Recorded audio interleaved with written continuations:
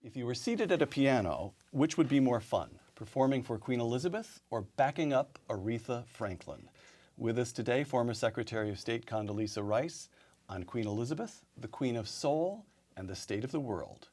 Uncommon Knowledge, now.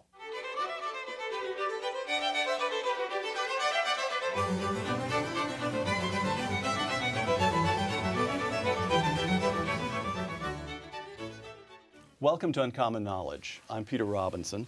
Be sure to visit us at our website, by the way, hoover.org/UK. hoover.org/UK. A former provost of Stanford University, Condoleezza Rice served during George H.W. Bush's administration as a Soviet expert on the National Security Council, and during George W. Bush's first term as National Security Advisor. Then, during George W. Bush's second term, as the nation's 66th Secretary of State. Now back at Stanford and a fellow at the Hoover Institution, Dr. Rice has written a number of books, most recently, No Higher Honor, a memoir of my years in Washington. Secretary Rice, welcome. Pleasure to be with you. Queen Elizabeth or Aretha Franklin?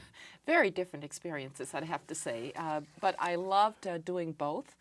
And Aretha Franklin knows what she's doing. She didn't really need me on the piano, but it was great fun anyway. Segment 1, Iraq. What did you believe to be true about American foreign policy on September 12th, 2011, that you did not on September 10th? On September 12th, we suddenly realized that the United States was not just vulnerable, but vulnerable to a terrorist network, stateless network, that had come out of a failed state called Afghanistan and had probably used maybe $300,000 to blow a hole in the Pentagon and bring down the Twin Towers. It completely changes your concept of physical security. And suddenly we had to worry about the protection of the homeland from disasters like 9/11, but in many ways for us the most vexing possibility was that you could have 9/11 on a grander scale with weapons of mass destruction. So as of September 12th, you mentioned physical security. At that point, you mentioned in No Higher Honor that the one time you raised your voice to the President of the United States was when he was in Florida. He'd just been informed of a terrorist attack. Yes. His impulse was to come back to Washington, and you said? I said, I did something I never did again and had never done before. I raised my voice to the President of the United States. I said, stay where you are. You can't come back here. I said, the United States is under attack.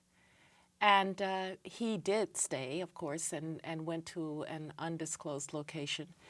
And I went then to the bunker because the Secret Service, when the Secret Service wants to lead you someplace, they don't so much as lead you as they sort of pick you up and push you in that direction.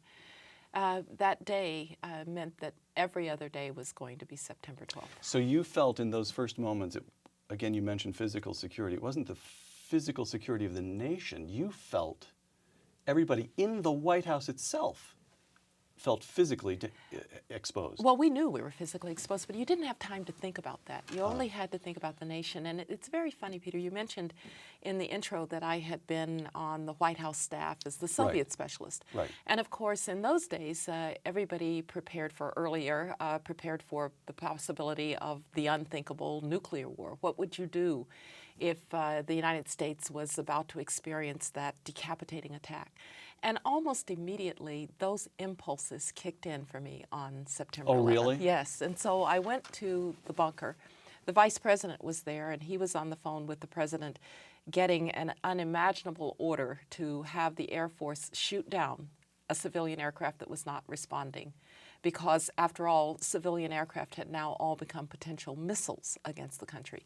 And the first thing that I thought was to get in touch with Vladimir Putin and to make sure that the Russians understood that our military forces would be going up on alert so that we didn't get into what was called in the old days a spiral of alerts between the two military forces. And Putin was actually on the phone trying to reach President Bush, and so I got on with him. I said, the president is not available. He's going to an undisclosed location.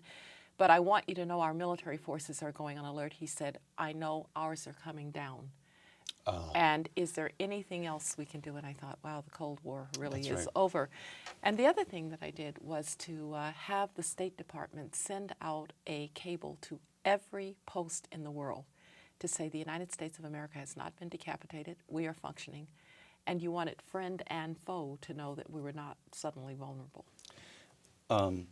From that day, March 2003, when we invaded Iraq, the war went very well for about 3 weeks. In some ways, astonishingly well. Yeah. A rapid march to Baghdad, the fall of Saddam Hussein's government, and then for 4 years, about 4 years, it went badly. This is a book of more than 700 pages. Historians will be writing about it for years to come. But if you put on your cap as an educator, when the war went wrong, what went wrong? Well, any big event like war, especially any big event in a country like Iraq that had been so broken by the tyranny of Saddam Hussein, it was going to be hard. And one of the things that I try to dispel in the book is that we thought this was going to be a cakewalk. Right. You know, we were somehow going to overthrow Saddam Hussein, and then the Iraqis would greet us as liberators, and it would all be very, very easy. No one thought that. But we did have some faulty assumptions about what would be possible. I think we had faulty assumptions about how solid the institutions, the governmental institutions, were beneath the Ba'athist Saddam Hussein infrastructure. So I can remember, Peter, standing at my desk a few days after the overthrow, the statue had come down, Right, as everybody right. remembers, and saying, where are the oil workers? Right. Because they had suddenly just disappeared. The army seemed to disintegrate. The police seemed to disintegrate. All of that civil service that we thought would be able to run the country with new leadership was suddenly not there. I'm just wondering if you're a Russian expert. Did you think of parallels of the 1917 revolution, how the way that entire country seemed to dissolve once the Tsar abdicated? Right. The opening. You know, I wish for the I had. Bolsheviks? Oh. Frankly, I wish I had thought about it. I think we really underestimated how the fabric of a society can be just completely torn apart by a cult of personality like Saddam Hussein.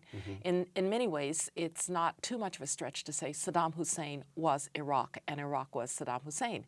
And so there was very little there, and we found ourselves then in a situation of having to administer the country much more thoroughly than I think we thought would be the case. Military historian Frederick Kagan quoted in Bob Woodward's book, The War Within, quote, "A reason why Napoleon did so well for so long is because his opponents were having councils of war and Napoleon was just doing stuff." All right. You're a national security advisor through the first term. You're in charge of the councils of war, so to speak. And I'm a layman out here in California. It looked to me the way it looked to a lot of people. Don Rumsfeld at the Pentagon seems to be at sideways of Secretary Powell at the State Department. You've got the CIA. The CIA, I wrote this down, I was so struck. 2003, Daniel Dresner of the New Republic wrote, "The CIA is in open revolt." Why did it seem, first of all, what's the substance? Was there dysfunction that ought not to have taken place? Is this simply the kind of thing that you expect when the whole world is being reinvented, when all the assumptions and how do we, again, Rumsfeld, Cheney, Tenet, all these people have their own memoirs out. Some of the passages are a little testy. People still feel a little raw about it. I don't care about that. What's the lesson? The lesson is that in hard times, personalities will become more what they are, not less what they are. And we had real substantive differences. The fact is people had different views of how some of this ought to be proceeding. But I think it's a bit of an overstatement to say that the State Department was off doing its own thing in defense. No, the Defense Department had responsibility for post-war Reconstruction because the President wanted a single chain of command, unity of command between the military forces and what was going on the civilian side. And so through the Coalition Provisional Authority under Jerry Bremer, reporting up to Don Rumsfeld, and the military chain reporting up to Don Rumsfeld, the Pentagon had responsibility for this. Now, to be fair to the Pentagon, I don't think anybody had ever undertaken a rebuilding of this magnitude And the real lesson is, and we got it right by the time of the surge, there are really a couple of lessons. The first is we simply didn't have enough forces on the ground.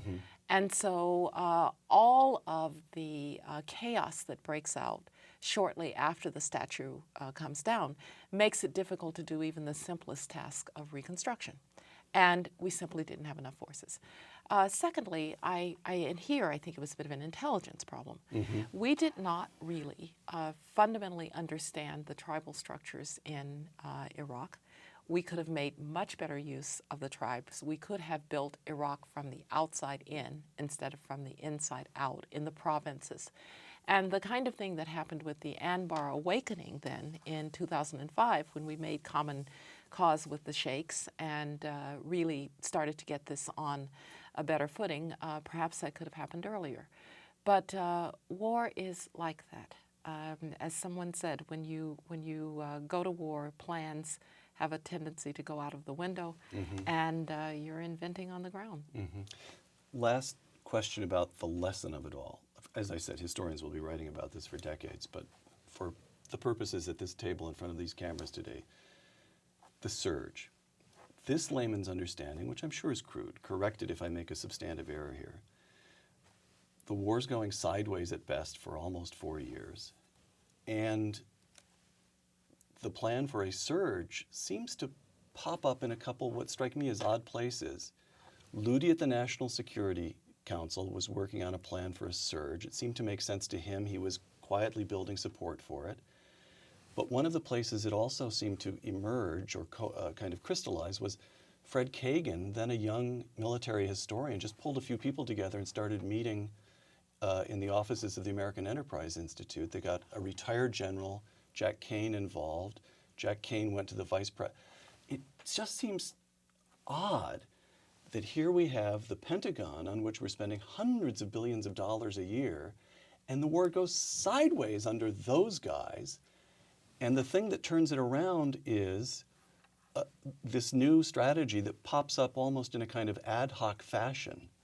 Well, I think it Fair wasn't. or unfair? It wasn't so ad hoc. Not ad hoc. No, All right. no, not at all. And in fact, as the war is going badly in 2006, Steve Hadley goes to the president and says, "Mr. President, what we are doing isn't working. We have to do something different." He starts then an internal review.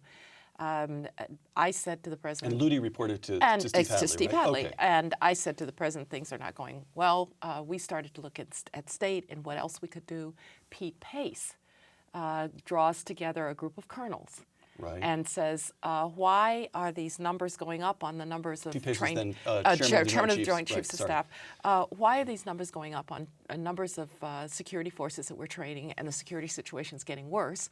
And so people across the administration are asking questions about what we're doing and can we do something differently. I do think there was some resistance in some corners of the Pentagon to the notion that this might actually mean a doubling down, as some people have put it, on forces. And frankly, I was skeptical on two fronts. And I told the president, it's not that I don't think we should have more troops.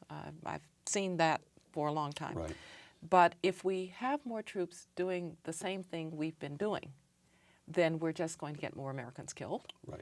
And if the Iraqis are not ready to put aside their own sectarian feuds, blood feuds, then we can't save them from themselves. And Right. so once we were able to satisfy those conditions, and once Bob Gates came to the Pentagon and Petraeus, General Petraeus comes to command, to be the new commander of forces, you begin to get, I think, a Pentagon that sees the war differently. So it's a more logical train. I do think that the outside people like Fred Kagan and Jack Kane. Fred Kagan, Jack Kane were important to this, but it would be, I think, not correct to say that this was not, there was no genesis of this in the administration. All right. Simple last question on Iraq. We invade in 2003. The last troops come home in December 2011. There are different ways of accounting for it, but between those two dates, we spend at least $800 billion. We suffer more than 4,400 killed, more than 31,000 wounded. estimates of Iraqis killed vary widely, but they seem to center on about 100,000. It is an immensely expensive and bloody conflict. Was it worth it? When you look at Iraq today, you see an Iraq that is still struggling with its new democratic institutions, but that has actually undergone the revolution already that you're seeing in the rest of the Middle East. There's a reason that Iraqi citizens were not out in the streets protesting that their government be overthrown, as they were in Egypt, as they are in Syria. It's because Iraqis know that that is their representative government. They may not be happy with the electricity that they're providing. But they voted. But Those they purple voted, thumbs mattered. and those purple thumbs mattered. And secondly, we have succeeded in replacing a homicidal murderer who put 400,000 of his own people in mass graves. You want to talk about a humanitarian disaster. Who sought and had used weapons of mass destruction, had invaded his neighbors, was an implacable enemy of the United States. He's been replaced with, admittedly, a fragile government in Iraq that will not invade its neighbors, that will not seek weapons of mass destruction, that will not be a cancer in the Middle East, and will be favorably disposed to the United States, becoming, for instance, the fourth largest purchaser of American military equipment in the Middle East. That's called a strategic trade-up. And in the Middle East, which, after all, was the source from which the hatred that actually brought about the Al-Qaedas of the world, that was a Middle Eastern source. Yeah, it was worth it. Segment 2, Rogue States. Condoleezza Rice, during the 2005 hearings, at the end of which the Senate would confirm you as Secretary of State, quote, "The time for diplomacy is now," close quote. Now, in review after review after review of No Higher Honor, reviewers point to that as you're saying, folks, the second term will be different from the first. Did you mean it to be taken quite that dramatically? I meant it to be taken as a continuum from where we had been. After all, I'd been very much a part of the first term, very much a part of the policies of the first term. I mean, in no sense was I saying, well, those policies were wrong, now we'll do something different. But we were in a different phase. We had had the wars in Afghanistan and in Iraq. We were now in a phase of what I believe to be the beginning of a consolidation of some of those gains. And in war, it's difficult to think about how to build the diplomatic framework and foundation for what should be sustained going forward. So I thought of it as a continuum. All right. North Korea, October, I'm going to read to you arguments that I've found in some reviews of the book that frankly attack you from the right. Yes. I think you can handle yourself. October 9th, 2006, the North Koreans detonate a nuclear device. President Bush promises a tough response. Steve Hayes, writing in his review of No Higher Honor in the Wall Street Journal, quote, "Instead, the North Koreans got what they wanted. The attention of the world, a return to the negotiating table with the United States, and the legitimacy that such talks confer," close quote. What the North Koreans got was a six-party framework with all of the states that might have any chance of doing something about a nuclear program that was progressing. China, Russia, Japan, South Korea. We used the moment of maximum anger at the North Koreans for what they had done in that test to bring those parties together to say to the North Koreans, we now need to have a chance to get a handle on your nuclear program. We need inspectors on the ground. We need you to stop producing the plutonium. We need you to blow up the cooling tower. Because, yeah, we could have made ourselves feel good and sit in Washington and say, yeah, we're going to punish the North Koreans. Tell me how. Tell me how we're going to do it. It was too late. It was too late. No military option, not even... I don't think anybody really believes that there was a serious military option against North Korea, with North Korean artillery able to bring tremendous damage to Seoul within a matter of minutes. Okay, so tell me as a layman, and this is one of those rare questions when I'm not trying to... I actually want to know the answer. Right. Actually, that's not as rare as I... So I'm in your undergraduate class. Here's what happened in North Korea. They tested a nuclear weapon. Right. Talks got held, and they still have the nuclear weapon. So how do I know that things are better? How do you judge? What's the alternative history that might have happened? Yeah, How do you demonstrate that we did the right thing? The alternative history Yeah. is that we have a crisis with our South Korean ally, for instance, over North Korea. That instead of finding a way to actually cooperate with the Chinese about North Korea, we find ourselves in a crisis with China, or we find ourselves in a situation in which we actually have no knowledge of what's going on in the North Korean program on the ground. I was struck, Peter, by the fact that if you ask the intelligence agencies prior to our getting on the ground through the six-party talks, what's going on in the North Korean nuclear program, they really knew nothing. The only way to penetrate that opaque, closed society was to actually get people on the ground. And much of what we learned about the troubling developments on the highly enriched uranium side, we learned because the diplomacy had actually gotten inspectors on the ground who were, to put it, as one newspaper article put it, crawling all over the North Korean nuclear program. So even if you don't... At a minimum, we've got extremely valuable information. At a minimum, we know what's going on there. At a minimum, you get information that you get no other way. Now, we could sit in Washington and continue to say, we're just going to, we're not going to deal with them, we're going to continue to sanction them, which, by the way, we didn't remove real sanctions against the North Koreans. They remain the most sanctioned regime in the whole world. But what we did do was take the opportunity to get on the ground, improve our knowledge, slow some of the aspects of their program, and for that we gave up some fuel oil. That was it. Okay. Iran. The Bush Doctrine in Iran. The Bush Doctrine, as far as I can tell, it was only used by a person in the administration once. That's right. Oh, you're right. Okay. That's right. So the Bush Doctrine is the idea. I don't think President Bush much liked the notion of doctrines.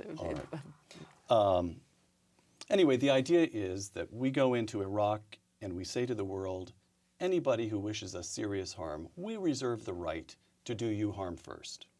And Dick Cheney did say in June 2003, I'm quoting him, if there's anyone in the world today who doubts the seriousness of the Bush Doctrine, I would urge that person to consider the fate of the Taliban in Afghanistan and of Saddam Hussein's regime in Iraq, close quote. Okay, by 2005, we know, beyond doubt and in detail, that Iran is supporting bad guys in Iraq and in Afghanistan who are killing our troops. And yet that's the year in which we choose to open negotiations with Iran over their nuclear program.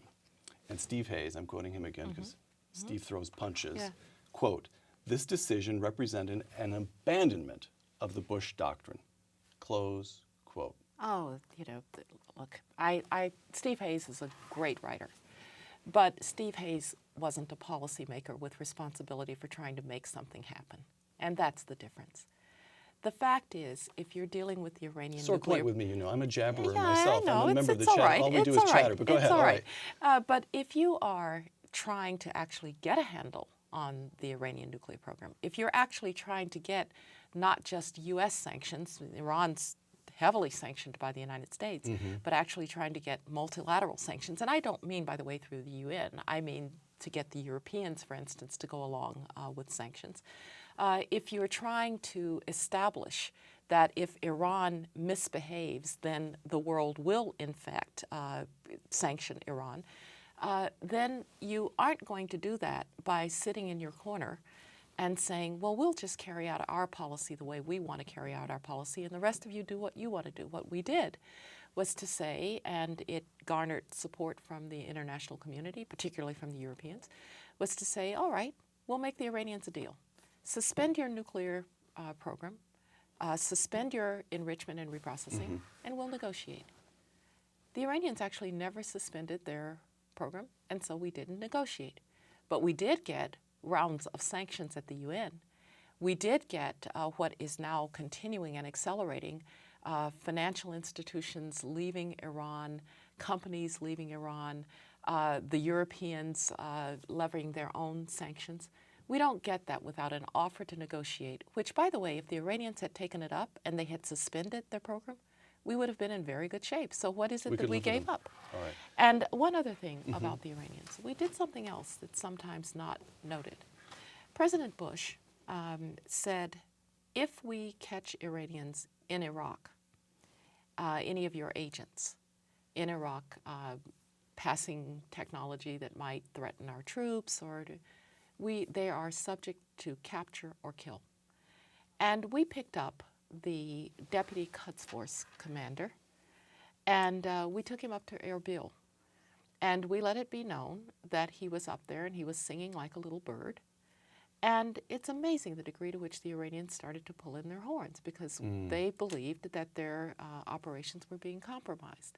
So in addition to making the Iranians an offer that, frankly, I wish they had taken, we were also... And that cost us very little. And that cost us nothing. We were in the process of making life pretty miserable for the Iranians inside Iraq. All right, so you and President Bush start talking with the Iranians in 2005. We never talked with the Iranians about their nuclear program. What we did do was to allow a couple of meetings at the level of ambassador to say to the Iranians, here's what you're doing, knock it off, or here are the consequences. That was the extent of the conversations between Ryan Crocker and his Iranian counterparts. All right. So engagement, even if only at a very low level, begins in 2005, and here we are at 2012. We're taping this in early February. Late last month, the New York Times ran a heavily reported piece entitled, "Will Israel Attack Iran?" in which it quoted Israeli official after official after official, including the defense minister, Ehud Barak, former prime minister, someone you know well and have dealt with repeatedly. And they say this is now a question of months, and they seem to be implying that it's a single-digit number of months before Iran passes the point of, I don't know what to call it, the point at which that North Korea had passed by the time you made the decision to deal with North Korea as you did. That is to say, they acquire a nuclear weapon. Does this mean that all of that diplomacy failed? Again, how do we, that was still, knowing what you know now, that was still the best course for the Bush and the Obama administrations to pursue? Well, I think you always want to try to make the diplomacy work before you countenance a military action with Iran, which has enormous potential for unintended consequences throughout the region. Right. And you don't just use military force as people say it should be a last resort. I've never said that, but it certainly isn't the first resort. You try other things. I do think the Iranians are pretty isolated. I think that regime is in pretty deep trouble internally. You see, I suspect, I don't know, but I suspect that a lot of these assassinations and killings are actually internal Iranian politics. And so they're in a worse position now, but it may well be, and President Bush always said, the American president should keep his option for a military strike on the table, and it may well be that the time is approaching when that's going to be a necessity. All right, let me ask you, you've just, I feel a little like Chris Matthews, although it wasn't a thrill exactly, it was more of a chill. That's rough for a former Secretary of State to say. A little bit of game theory here. We know that in Congress, completely different matter, but similar in some ways. In Congress, deals get done at the last moment, right? Right. Is that likely to be the case in diplomacy? Are the Israelis, in talking to the reporter for the New York Times, is this the kind of thing where years of slow-moving sanctions suddenly get serious? What is likely to happen? Well, I think the sanctions have been getting progressively more serious. I think there's actually more that the Obama administration could do. They should just sanction the central bank. And remember, anytime the United States does something like that, it makes it impossible for any other financial institution to deal with the Iranians. Because so many capital flows go through the United States and take place in dollars. Because you then cannot do business with the United States. Got it. And so you choose between your Iranian business and your U.S. business. That's not a fair fight. But I do think that the Iranians will now say they want to talk. They will say they want a deal. But at this point, we've got them in a corner. At this point, I think the military option is becoming more likely. And at this point, the only deal that you take with the Iranians is total suspension for good. The military option. You're talking about an attack by Israel, or do you suppose that the Obama administration might countenance an American attack? Direct participation? I'm not in the councils here as they discuss this. Let me be the first to say the Israelis are not going to ask permission. All right. And we should understand Nor should that. they. Nor should they. All right. Segment 3, the Mideast. In No Higher Honor, you describe a conversation that you had with President Bush before accepting his appointment as Secretary of State, which I sort of like, the idea that you negotiate with him a little bit before you accept the appointment. Let me quote you, Condi, Secretary Rice. Quote, "The one substantive issue that was on my mind was the Mideast. Mr. President, we need to get an agreement and establish a Palestinian state," you said. And the President of the United States replied, quote, "We'll get it done," close quote. Now, in the fascinating account that follows, at, to me, a surprising number of points, you write about what is, in essence, your own education. This was the first time I discovered that the Arabs believed this.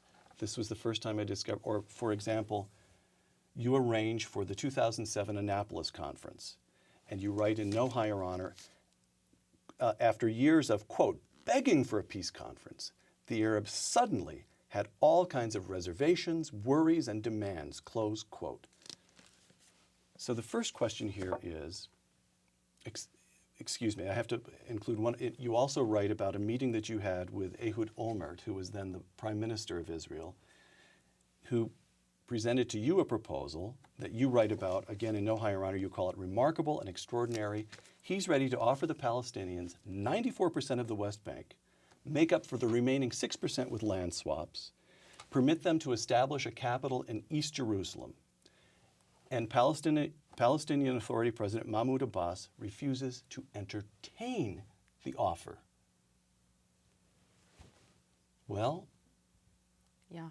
so we didn't get a Palestinian state. And I have to say, I think they wish they'd taken the offer. Do they really? Oh, yeah. I so think why they wish they'd didn't taken they? the offer. What is the psychology? The psychology. It strikes one as sheer perversity. Well, unfortunately, I've said to Peter, it seems to be one of the unluckiest processes in the world. By the time Olmert makes the offer, unfortunately, he's in political trouble. He's in legal trouble in Israel as a result of the corruption charges. Yes. And President Bush tried, I tried to prevail upon Abbas and the Palestinians to say, you have an Israeli prime minister on record as being willing to give you a capital in Jerusalem. You may never see that day again. I don't care if he's in trouble. Take it. I think there were actually Israelis who were telling them, you'll get a better deal if you wait until the elections are over. Remember also that we were close to an election in the United States. They may well have thought, well, we'll have a Democratic administration, maybe they'll be willing. It was sheer folly. It was a terrible mistake. Abbas himself has said that these were highly intelligent people on the Yes, Arab side yes. who knew what they were Right. doing, wanted a deal, but made a series of specific miscalculations. I think that's That's right. all. It's not a kind of sheer boneheadedness or perversity. No, it's not. Although I did say to President Abbas, who I personally like quite a bit, I said, you should have taken the deal in 48. You should have taken the deal in 67. You should have taken the deal in 2000. Now take the deal, because every time you don't take the deal, your state gets smaller. And the frustration, actually, was, yes, with the Palestinians. But the truth of the matter is we left this entire negotiating record for the Obama administration. And they decided that they didn't want to continue on that path. They wanted to start over. They wanted to insist that the Israelis have a settlement freeze. No Israeli prime minister, I don't care where he or she is on the political spectrum, can agree to a settlement freeze. And once the Americans wanted a settlement freeze, now Abbas can't be less Palestinian than the Americans, and this whole thing then goes off, and we're in worse shape now than we've been in the Israeli-Palestinian issue for maybe a couple of decades.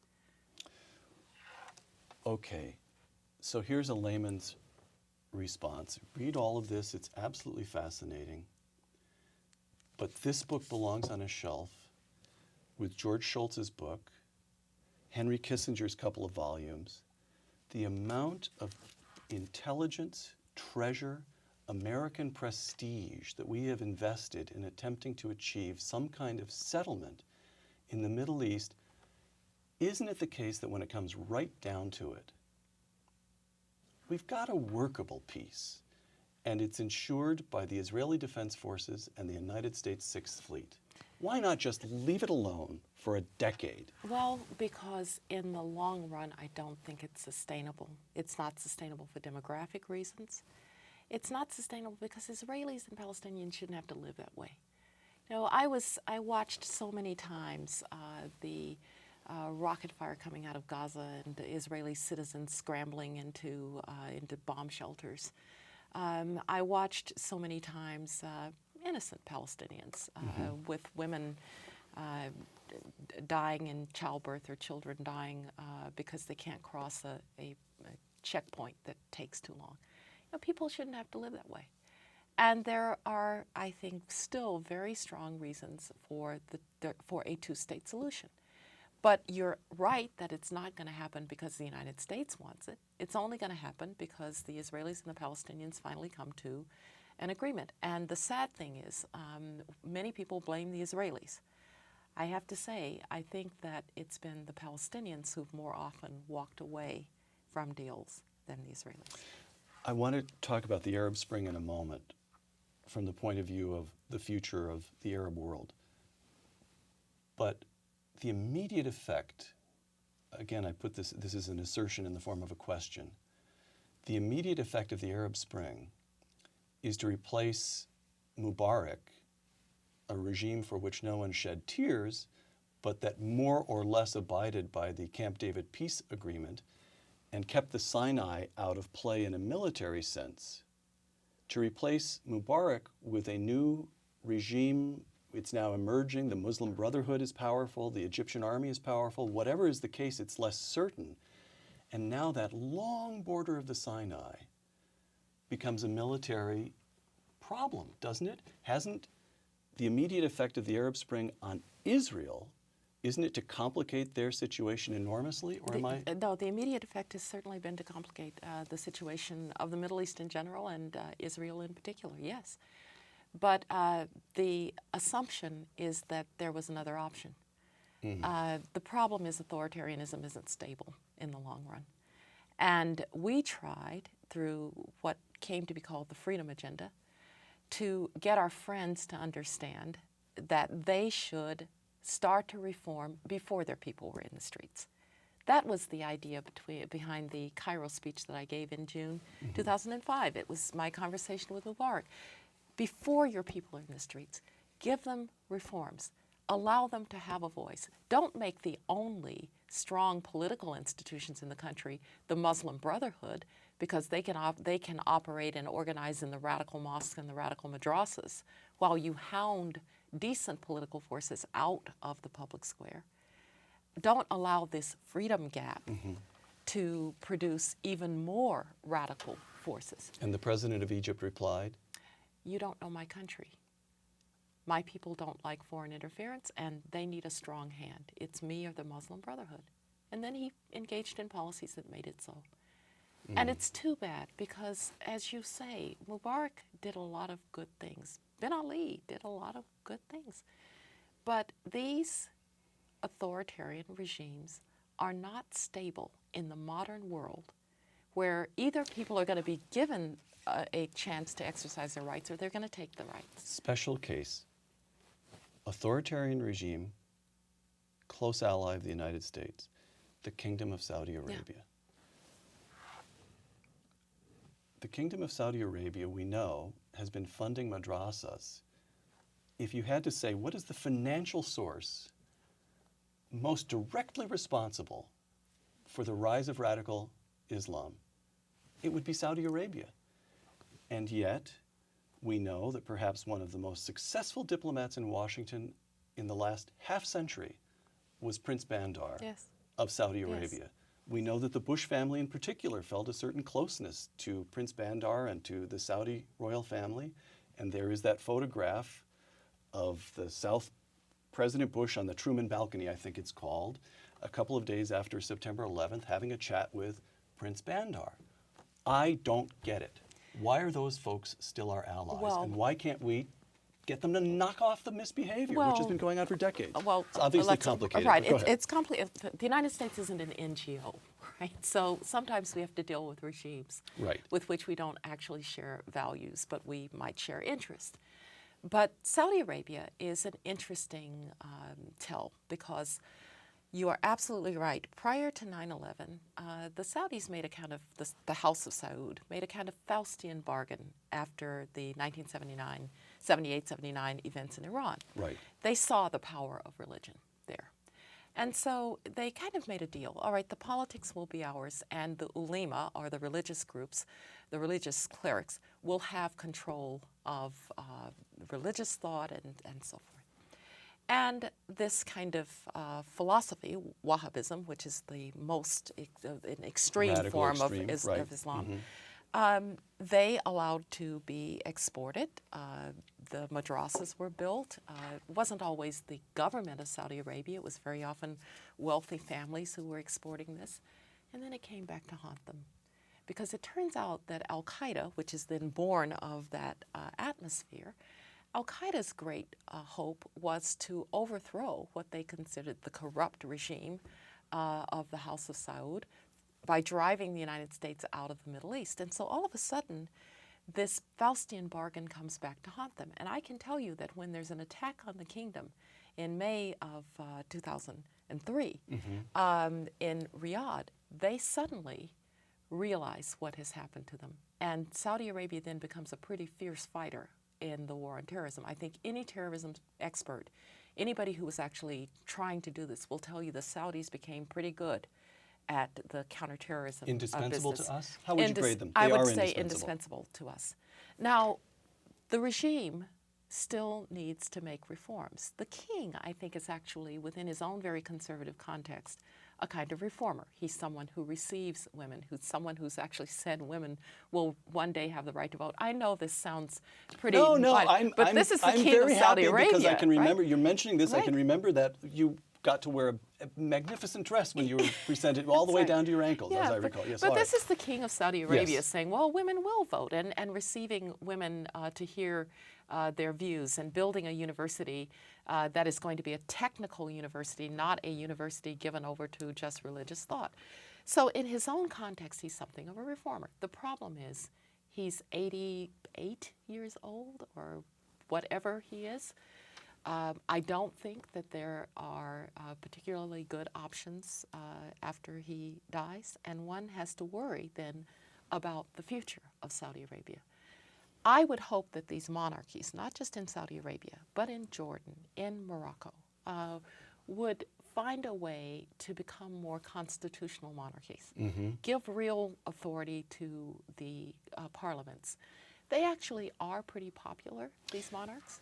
But so you've got a message for them, but you also have a message for us, which is the world beyond our shores is a remarkably difficult and nasty place. And it's so difficult and so nasty that one of our best friends and indispensable ally is this strangely medieval, rich with petrodollar kingdom of Saudi Arabia. Yes, yes. But I would also say to us, the reason the United States has been so important to the international system is that we have always been willing to deal with the world as it is. Right. But we've had a very strong vision of the world as it ought to be. Great powers that want to imprint a set of values on the international system, great powers that have a view of how human history ought to unfold, those are the great powers that ultimately really matter. And the United States, particularly since World War II, has had a view that as democracy spreads, as freedom spreads, even if it's in the short term difficult, in the long term it's going to be so much better. And my concern, as I sit here in 2012, is that the United States doesn't have an option to go to the sidelines and say, all right, we're done with that work of trying to make the world as it should be, not just as it is. Because one of two things will happen. Either there will be chaos, or somebody else will take up that work.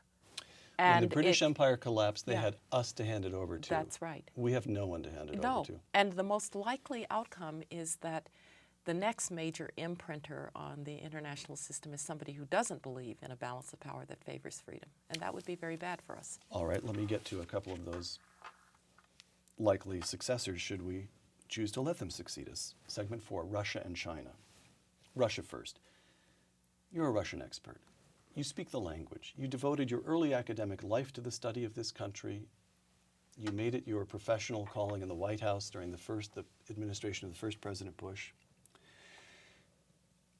1991, you're in the White House. In 1991, when the Soviet Union ceases to exist and Boris Yeltsin, a democratically elected president, arranges quickly to spread democracy through the Russian Federation, for the first time in 1,000 years of Russian history, democracy suddenly blossoms, and the economy contracts, and alcoholism shoots up, and living standards shrink.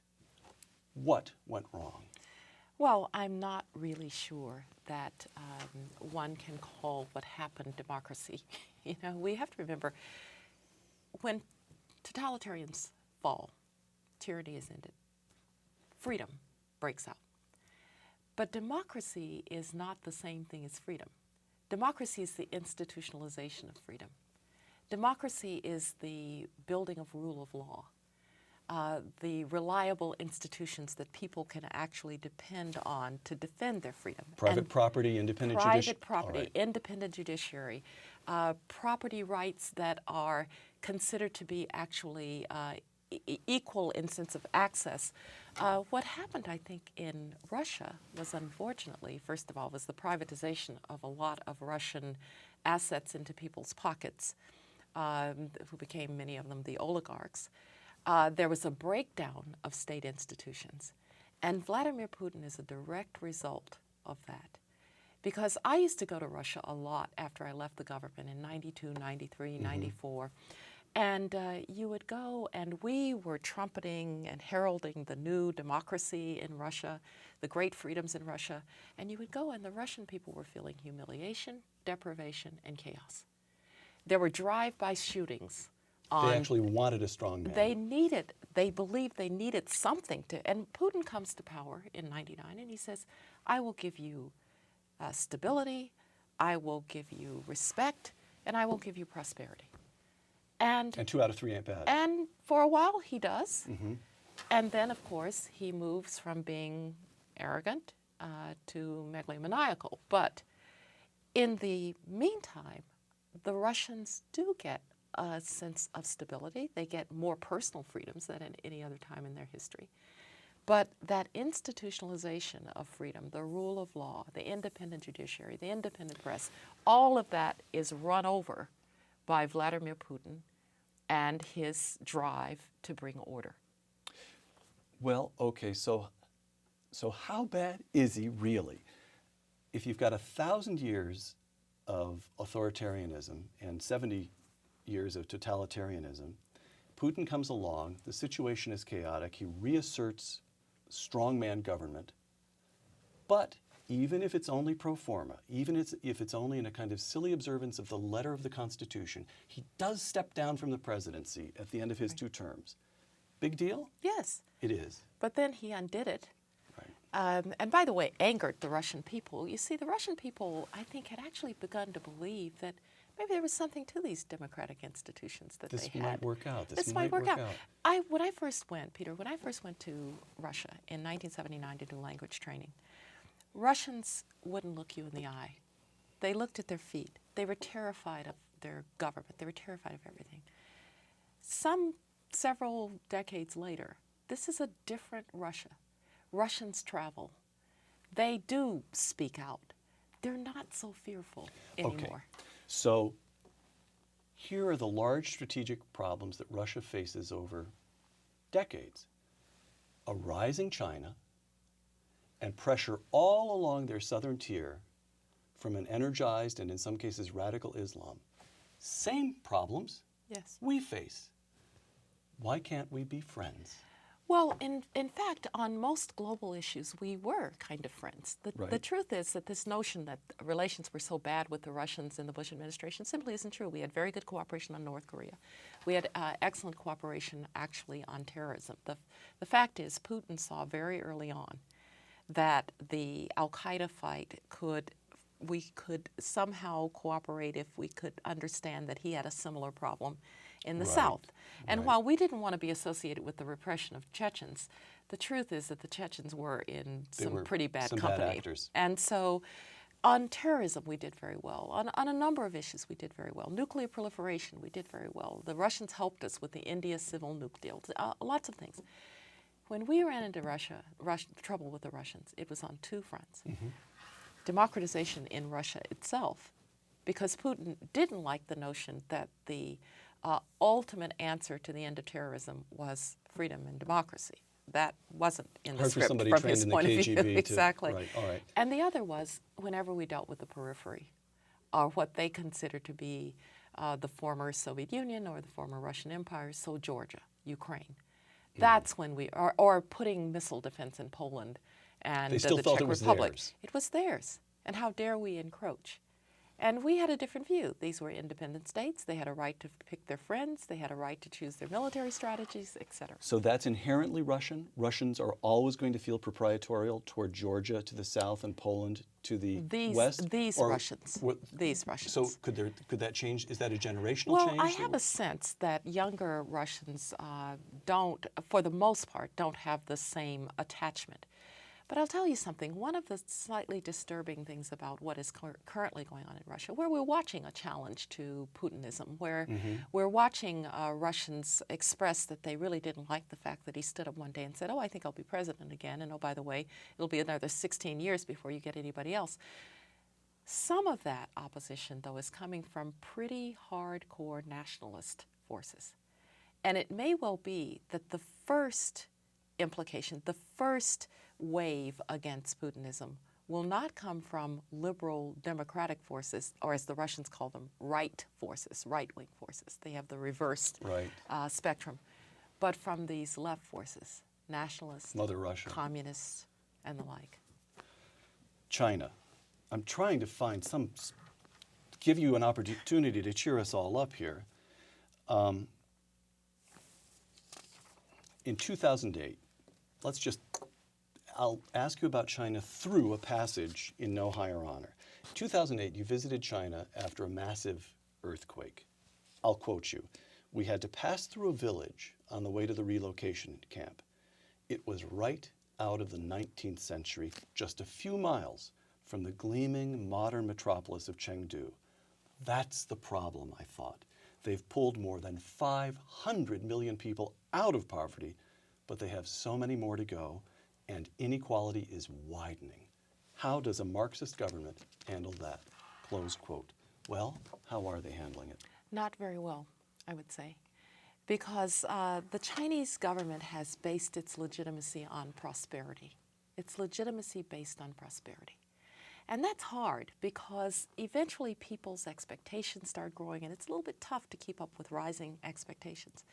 And when they go to this 2012 Party Congress, you have to think that there are people in those halls who are saying, is this ultimately stable? You're starting to get anger against the people called the princelings. These are Yes.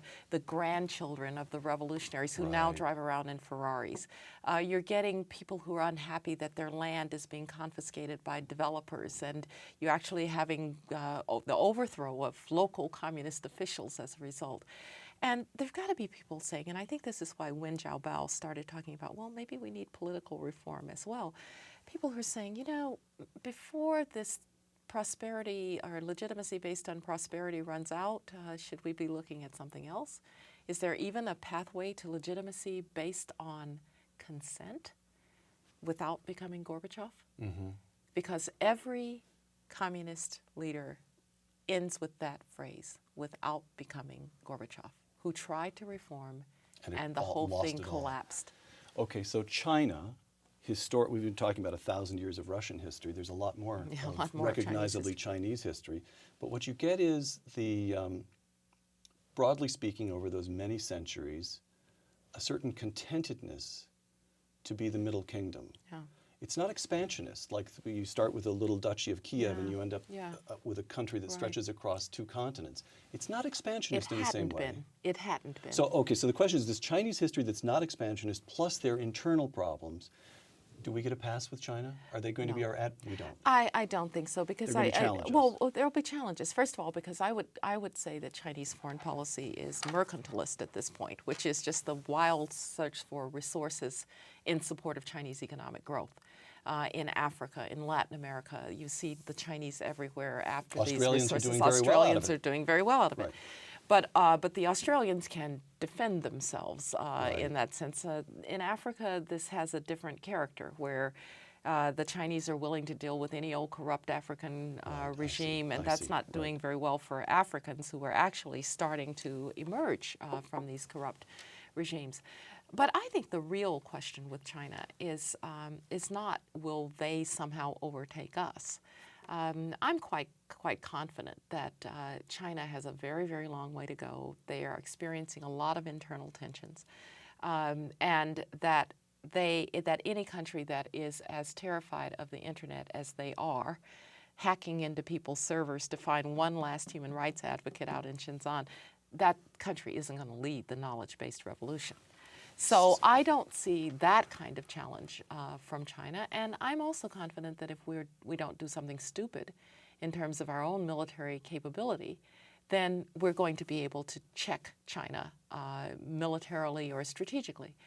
The real question is how internally the United States deals with our own difficulties so that we're strong enough and confident enough and optimistic enough to continue to lead. Okay, last segment, then and now, no higher honor. In May 2011, the United States finally got bin Laden. I felt a great sense of relief and pride, as well as gratitude to President Obama for the bold decision to launch the raid that led to that killing. And I felt vindication for putting into place many of the tools that had led to that day, close quote. Now that one passage is worth pondering, in my opinion. First of all, why did you feel relieved? Did bin Laden still represent a threat, or was it just a hanging, unfinished piece of business? Well, I think he represented the face of the soul of al-Qaeda. Al-Qaeda is not today the organization that it was on September 11th. I've always felt that when we killed a lot of, or captured or killed a lot of their field generals, people like Khalid Sheikh Mohammed, which was like getting Rommel in the middle of the war, Right. that we really weakened that organization. And every successive generation of leadership was not as good as the former. And so they, I'm quite sure, aren't capable of carrying out a 9/11. They can still get lucky. They can still do small attacks. So it wasn't that we needed to get bin Laden for those reasons. But al-Qaeda, the soul of al-Qaeda, has now died, has now been killed. And with the Arab Spring, the sense that somehow al-Qaeda had an answer to how to deal with these corrupt regimes is also made to a lie. And so the organization is now tremendously weakened. You touched on something that I want to make explicit. Back during the Cold War, we placed all kinds of pressures on this. There were proxy wars, economic pressures, diplomatic pressures. In the war with radical Islam that began on September 11th, 2001, we killed a lot of people, and there's no way around it. That, in your judgment, was necessary. Absolutely. All right. That's the kind of thing undergraduates need to pay That's attention right. to. Because this wasn't, just to expound for one moment, this wasn't a law enforcement action. Right. Right? This was a war. I actually had this discussion with my undergraduates a couple of weeks ago in class, and we talked about the war terminology. I think we can safely say you're the only former Secretary of State now teaching undergraduates. Go ahead. I said to them, I said, why the war? And they said, well, was it a metaphor? I said, no. It said, did you think about what they did? They went after the financial center of the country. They went after the military nerve center of the country. They were going after either the White House or the Capitol. They tried to kill Professor Rice. They tried to kill the government and the authority of the United States. They went after the integrity of the state. That's war. This isn't just some criminal action. So that's why when you think about killing their field generals, it was very critical. All right. Why was President Obama's decision bold? Part of this has to do with Pakistan, doesn't it? Some of it has to do with Pakistan, and also I'm quite sure that they were telling him, well, there's a, pick a number, 50%, 60% chance that he's there. There's a chance that this could go the way of the rescue effort in Iran, which went so badly. And presidents are looking at, when these presentations are made, they're looking at every bad possibility. And yet he said, let's do it. That's what presidents should do. All right, and now this point you make, I felt vindication for putting into place many of the tools that led to that day. Name those tools. Because he would not have had that opportunity for a bold decision if we had not had the information that we gleaned from Khalid Sheikh Mohammed through enhanced interrogation. He would not have had the drones that were able to establish the whereabouts. He would not have had the intelligence network, and he would not have had the military and intelligence cooperation so thoroughly and completely integrated in the way that they were without the decisions that George W. Bush took in 2001. All right, former Attorney General Michael Mukasey, your colleague on the Bush cabinet, writing in the Wall Street Journal shortly after the raid that killed bin Laden, quote, "But policies put in place by the very administration that presided over this splendid success, that is the Obama administration, promise fewer such successes in the future," close quote. So the question that cannot be avoided, has Barack Obama, the man who boldly sent in the special force to kill bin Laden, made the United States safer, or has he undone some of the important work of the Bush administration? Well, I think he has actually kept in place most of the important work of the Bush administration. Gitmo is still open? Gitmo is still open, and turns out it's very hard to close it. The surveillance programs on the Patriot Act are still in place. I do think that there is a bit of a law enforcement mentality creeping back in. But when you find that they are willing to use drones far more than your administration and did. to take out an American citizen. By the way, Al-Awlaki was a bad guy, and it was the right thing to do. But, you know, the same administration, the Obama administration, who said, oh, the terrible things that the Bush administration did in the name of the war on terrorism, you know, this is pretty far out there as a decision without, quote, due process or trial. To blow away a terrorist from the sky. And so actually I think they have sustained most of the programs, but to the degree that a little bit of a law enforcement mentality starts to creep in, like the very ill-fated decision to, quote, try Khalid Sheikh Mohammed in the city of New York, one of the most ridiculous notions I think I've heard. It took them about, what, 48 hours to back down to from back that. down. Right. But I think to the degree that that starts to creep in, to the degree that you start to think that a terrorist is just like a suspect that you're going to Mirandize and give all of the, then you start to get into trouble. Because it may not be Al-Qaeda to do another 9/11, but there will be a terrorist, there is a terrorist threat out there, and one day they might get lucky if you don't have sufficient information to stop them. Okay, so we're in an election year, presidential election year, and it sounds to me as though I want to separate very sharply the direct defense of the nation from the question you mentioned a moment ago when we were discussing China, which is to say how we will behave handling our own domestic problems. First, the direct defense of the nation. It sounds to me as though if Barack Obama were reelected next November, that might not be your ideal outcome, but you don't feel that the nation would be placed at threat during those 4 years. Well, I think presidents of the United States tend to act in a certain way when the country is threatened. But let me say this. I think that the idea that somehow the United States doesn't have a special role in the world, that somehow the United States is just like any country, we're not really exceptional. You know, we're going to do everything through the UN. You find that offensive, yeah, don't you? I do find it offensive.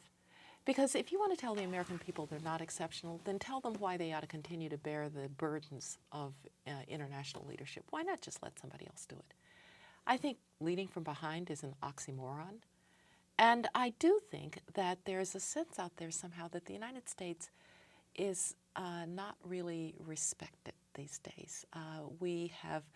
It's one thing. I said, I don't like the North Koreans. I'd rather that the North Korean regime were gone. But yeah, I actually have to try and get a handle on their nuclear program. That's different than saying, you know, I'm going to engage the North Koreans. Or I might have to offer the Iranians to sit down and talk about their nuclear program if they're prepared to suspend. But, you know, I'm not actually going to reach out a hand of friendship to the Iranians so that they can bite it off, as they did President Obama. And I'm not going to hug Hugo Chavez at the first Summit of the Americas with Lula and Uribe standing there, who actually are American friends. Really put themselves at risk to be Who friends really to the put United themselves States. at risk. I'm going to know the difference between our friends and our foes. I'm going to know that putting Israel in a position where we begin to question whether or not what they're doing is legal somehow in the international system in the building of settlements. I'm not going to put that kind of distance between myself and the one true democracy in the Middle East. Okay, I have only two more questions because, frankly, because I know that you have to get someplace else. Yeah. But here's the penultimate question. For a former Secretary of State, you sure like democracy. Yeah. I found myself thinking several times during our conversation that you're nothing at all like George Kennan, whose writings throughout his extremely long career, what was he, 102 when he died, Right. but again and again you see him bristling that diplomacy isn't left to the professionals, Right. that the politicians keep coming in with their huge oafish feet and stamping on the delicate work of the professionals. In Henry Kissinger, who I think would have to rank among the great secretaries of absolutely. state, but again and again you get the feeling in the memoirs that all of this would have been easier if the Secretary of State had had a professional corps of aristocrats the way Bismarck did to handle the diplomacy for him. And, you know, you don't seem to have even, you've described the difficulties that's achieving a settlement in the Middle East. Part of the problem you felt was that Israel had an election coming up and then we had an election. Democracy got in the way. You could have cut a deal maybe. I get that, but you don't mind. No. Because if I think about what democracy has led to in the long arc of history, I think, would anybody have believed a couple hundred years ago, maybe even 100 years ago, that France and Germany wouldn't actually fight again? Would anybody have believed that Latin America, which was supposedly given over to Caudillos, would actually have strong democracies like Brazil or Colombia? Would anybody have believed that even in places like Africa, you would begin to have a demand that people hold their governments accountable? And I believe we're going to be saying that about the Middle East one day. Because, it's really kind of troubling right now when you see a Hezbollah or a Muslim Brotherhood. But, you know, ultimately, if their electoral slogan is elect us and we'll make your kids suicide bombers and impose Sharia law, I don't think they're going to do so well. And so I understand that the real gift or the real genius of democracy is that it gives men and women a way to resolve their differences peacefully, and if they get too mad and too angry, they can throw the bombs out peacefully. And no other form of government provides that, and therefore no other form of government is ultimately stable. Last question. Claire Booth Luce, diplomat, congresswoman, journalist, playwright, used to say that history would give even the greatest figures only one sentence. Lincoln issued the Emancipation Proclamation and freed the slaves. Churchill defeated Hitler. What is the one sentence for George W. Bush? That freedom is an inalienable right of every man, woman, and child, and that we have to look to end tyranny. Condoleezza Rice, former Secretary of State, Hoover Institution Fellow, and teacher of undergraduates at Stanford University, and the author most recently of No Higher Honor. Thank you very much. Thank you. I'm Peter Robinson for Uncommon Knowledge. Thanks for joining us.